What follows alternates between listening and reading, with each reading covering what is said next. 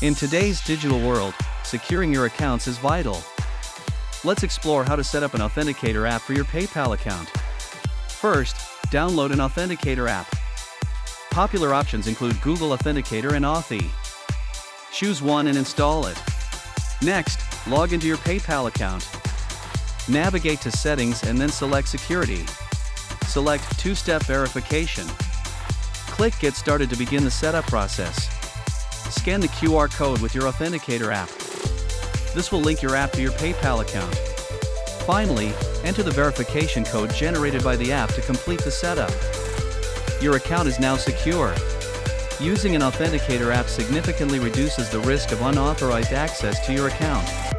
Remember, two-factor authentication is an essential step towards safeguarding your financial information. Stay safe online. Make sure to enable this feature on all your sensitive accounts, not just PayPal. For more tips on online security, check our channel for updates and insights. Thank you for watching. Ensure your accounts are secure today. See you in the next video.